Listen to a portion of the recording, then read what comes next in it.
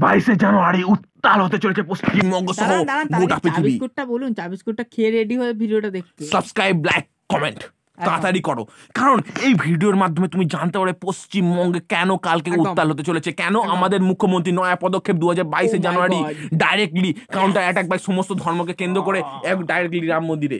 প্রত্যেকটি বিষয় তোমরা জানতে পারবে, কারণ মুখ্যমন্ত্রী কেন এই সামনাসামনি লোকসভা ভোটের একদম এই মুহূর্তে ডাইরেক্ট প্রত্যেকটা বিষয় উঠে আসবে এই বিষয়ে। আমাদের মুখ্যমন্ত্রী মা তিনি কি করলেন, এতগুলো পদক্ষেপ গ্রহণ করা তার উদ্দেশ্যটা কি, কালকে কি নরেন্দ্র মোদীর কোনো গুরুত্বপূর্ণ বিষয় তিনি তুলে ধরবেন, যে জিনিসটা তোমরা দর্শক বিন্দুরা জানতে চাইছো। চলো ভিডিওতে জেনে নেওয়া যাক কি ঘটতে চলেছে কালকে 3টের সময়। কি শুনেছে তোমরা, ভিডিওটা শুরু করো। প্রথমত আমি বলতে চাইছি যে আমাদের মাননীয় মুখ্যমন্ত্রী কিন্তু 16ই জানুয়ারি অর্থাৎ স্পষ্টভাবেই কিন্তু ডিক্লেয়ার করে দিলেন যে আমরা একটা র্যালি করব যেদিন রাম মন্দির উদ্বোধন হবে 22শে জানুয়ারি। সেই দিন আমরা কিন্তু সকল ধর্মের মানুষদের নিয়ে একটা র্যালি করব, একটা সভা সমিতি করব। তো এইখানে দর্শক দেখুন একটা জিনিস স্পষ্টভাবে তিনি তুলে ধরলেন যে তিনি কিন্তু স্পষ্ট বলে দিলেন যে শেষ দিকে বলে দিলেন যে আমি কিন্তু কাউকে আক্রমণ করতে চাই না বা আক্রমণ স্বরূপ নয়, এটা জাস্ট নিজেদের একটা আলোচনা সভা। তো দেখুন এখানে ফার্স্ট একটা প্রশ্ন রয়ে যাচ্ছে যে আলোচনা সভার অর্থটা কি, এই প্রশ্নটা সবার। তো আজকের এই ভিডিওর মাধ্যমে আমরা জানতে পারবো তোমাদের যা চা বিস্কুট রেডি আছে, চা তৈরি করো, চা তৈরি করে ভিডিওটা কন্টিনিউ করো, কারণ এই চা খেতে খেতে ভিডিওটা একটা মজা আছে। আপনি এক কাজ করুন, চাটা দেখুন, চাটা খাচ্ছি অলরেডি। একদম দেখুন এখানে একটা প্রশ্ন মানে জোরালোভাবে উঠে আসছে, ভালো করে দেখুন।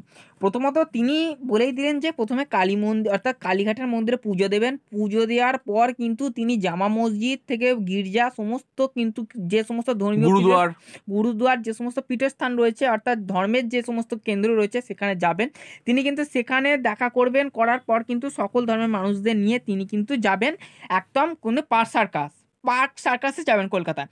তো সেইখানে গিয়ে অনেকের প্রশ্ন বা অনেকের চিন্তা এটা যে তিনি গিয়ে কি নরেন্দ্র মোদীকে সরাসরি আক্রমণ করবেন, নাকি তিনি নরেন্দ্র মোদীকে উল্টোভাবে আক্রমণ করবেন, নাকি তিনি ধর্মের কিছু কথা শোনাতে চাইছেন। আর এখানে এই প্রশ্নগুলো রয়ে যাচ্ছে। তো এখানে তিনি কি করবেন দেখুন, এখানে তিনি 1 নম্বর পয়েন্ট হচ্ছে করবেন যে তিনি বলবেন যে হয়তো রামচন্দ্র সবার, সেখানে হিন্দুদের যেমন রামচন্দ্র, ইসলামদের রামচন্দ্র, খ্রিস্টানদের, গুজরাটদের যে সমস্ত ধর্মের মানুষ রয়েছে সেই সমস্ত ধর্ম কোনোভাবে আলাদা নয় হিন্দু ধর্মের থেকে। যে আমাদের এই হিন্দু ধর্মের রামচন্দ্র কিন্তু সকল ধর্মেরই আর কি আধার বা সকলেরই প্রিয়, ঠিক আছে। যে এটা এরম নয় যে শুধুমাত্র রাম মন্দির উদ্বোধন হচ্ছে মানে শুধু হিন্দুদেরই হচ্ছে, আর এইদিকে খ্রিস্টান যারা রয়েছে ভারতে বা পশ্চিমবঙ্গে বলো তারা যে ভয়ানক পরিস্থিতিতে রয়েছে তাদের উপর অত্যাচার চালানো হবে, এরমটা কিন্তু কিছু হবে না বলে তিনি আশ্বাস দেবেন, এরকমটা একটা কিছু ঘটবে। নতুবা তিনি এটা করতে চাইছেন যে তিনি হয়তো এই সময় নরেন্দ্র মোদী যে রামচন্দ্র অর্থাৎ হিন্দুত্ব নিয়ে এত বেশি উন্মাদ হয়ে গেছেন, সেই জায়গায় দাঁড়িয়ে তিনি কিন্তু সান্ত্বনা দেওয়ার চেষ্টা করছেন যে না তোমরা নিশ্চিন্তে থাকো, অন্তত পশ্চিমবঙ্গের মতো জায়গায় তোমাদের কোনো প্রকার আঘাত আসতে আমরা দেব না। আমরা যেমন হিন্দু হয়েও হিন্দুকে ভালোবাসি, তেমন আমরা হিন্দু না হলেও আমরা কিন্তু সকল ধর্মের মানুষকে খুব ভালোবাসি। এবং তিনি এটাও বলতে চেয়েছেন, হয়তো তিনি এই পয়েন্টটা তুলে দিতে চেয়েছেন, যেহেতু মানে আমাদের মুখ্যমন্ত্রী প্রধানমন্ত্রী তিনি এতটাই উন্মাদ হয়ে গেছেন হিন্দু ধর্মে নিয়ে, সেই ভয়ানক পরিস্থিতিটা কিন্তু তিনি বোঝাতে চেয়েছেন যে এতটা ধরনের হিন্দুত্ব হয়ে গেছে যে তোমাদের উপর খাদরা আসতে পারে, যে ভয়াবহ কিছু হতে পারে। তো সেই বিষয়ে একটা ভয়াবহ একটা অনুমান দিতেই চলেছেন তিনি। এর পাশাপাশি তিনি হয়তো এটাও চাইছেন যে যেখানে এই যে হিন্দু বা সকল ধর্মের মানুষদের নিয়ে তিনি কিন্তু নিজের দলটাকে কিন্তু আরো বেশি পক্ত করতে চাইছেন বিরোধীদের বিপরীতে, সামনে যেহেতু লোকসভা ভোট একদম। তো এইখান থেকে কিন্তু এইখানে কিন্তু গ্রেট একটা অপরচুনিটি রয়েছে। একদিকে রয়েছে নরেন্দ্র মোদীর অপরচুনিটি, আর একদিকে রয়েছে কিন্তু আমাদের মুখ্যমন্ত্রী অপরচুনিটি। তো এইখানে কিন্তু কালই বোঝা যাবে যে তিনি কোনোভাবে বলা যাবে যে রাজনৈতিক কোনো এক গুরুত্বপূর্ণ দ্বন্দ্ব যেটার মাধ্যমে সম্পূর্ণ ধর্মকে টেনে আসা হচ্ছে, একদম মানে ধর্মকে কেন্দ্র করে কোনো রাজনৈতিক দ্বন্দ্ব। আপনি কি বলবেন, কি দর্শক কি বলবে?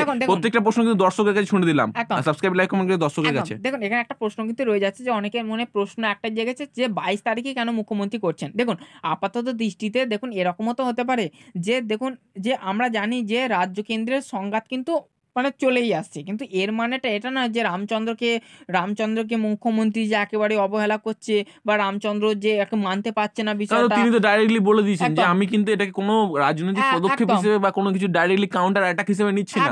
একদম। কিন্তু তিনি সবার প্রশ্ন হচ্ছে তাহলে ওই দিনই কেন করা হচ্ছে? একদম। সবার প্রশ্ন এটাই। হয়তো তিনিও আলাদাভাবে সেলিব্রেট করতে চাইছেন যে ওরা রাজ্য কেন্দ্র করছে করুন, আমরা আমাদের মতো একটু আর সকলকে নিয়ে একটু মাতামাতি করি, করি, একটু আনন্দ করি। তো তিনি এটাও বার্তা দিতে চেয়েছেন। তো এবার এই যে কটা সম্ভাবনার কথা বললাম এর মধ্যে একটা তিনি বলবেন। তো আমাদের এই প্রেডিকশন তোমাদের কিন্তু খুব উপকারে আসবে এবং মিলিয়ে দেবেন। এরকমই কিছু একটা খুব গুরুত্বপূর্ণ কিছু হতে চলেছে এবং এমনও হতে পারে যে নরেন্দ্র মোদীর কিছু যে রাজ রয়েছে সেগুলো কিন্তু খুলে দিতে চলেছেন বা খুলে দিতে পারে, এরকম কিছু হতে পারে। তো যাই হোক, সকলকে একটাই অভিনন্দন জানাই যে কালকে আমাদের আমাদের প্রধানমন্ত্রীর হাত দিয়ে কিন্তু উদ্বোধন হতে চলেছে রাম মন্দিরে। তো এখানে দেখুন, রাজনীতির বিষয়টাকে বাদ রেখে যদি আমরা ধর্মের ক্ষেত্রে বলি, এই রামচন্দ্র কিন্তু আমাদের শিখিয়েছে যে সবচেয়ে প্রিয় যে ধর্ম সেটা হচ্ছে হিন্দু ধর্ম নয়, মুসলিম ধর্ম না, কোনো ধর্ম নয়, সেটা হচ্ছে তুমি মানুষ আমি মানুষ, মানুষ হয়ে মানুষের পাশে এসে দাঁড়াও, তারপরে যে তার ধর্ম। কি বললাম বুঝতে পারা গেল? তো এটাই কিন্তু মূল ধর্মের মূল সার। সবার উপর মানব ধর্ম, তার উপর নাই। একদম। এখানে রাজনীতি বিষয়টাকে মাথায় বা পাশে রেখে দাও, লিখে দিয়ে একটাই উন্মোচন করো যে হে প্রভু আমাদের বুদ্ধি দাও। কারণ আমাদের সত্যি কথা বলতে জ্ঞান বুদ্ধি ছাড়া আমাদের টাকা পয়সা নিয়ে জীবনে কিছু করতে পারবে না। জীবনে তোমাদের মোড়ে যেতেই হবে, একদিন এই ব্রেনটা স্টপ হয়ে যাবে, সেই সময় কিছু করতে পারবে না। ঈশ্বরের সান্নিধ্য এখন থেকে লাভ করার জন্য তোমাদের একটাই কাজ করতে হবে, জাস্ট এই চ্যানেলটাকে সাবস্ক্রাইব করে ফেলো, কারণ এখানে আমরা বিভিন্ন ধরনের তথ্য শেয়ার করে থাকি। পাশাপাশি তোমাদের একটাই রিকোয়েস্ট করবো, অবশ্যই তোমরা বিশাল উন্মাদনায় থাকো এবং অবশ্যই আমাদের চ্যানেলটা ফলো রাখো। ধন্যবাদ। পরের ভিডিও দেখার জন্য সুস্থ হয়ে ভালো থেকো। ধন্যবাদ।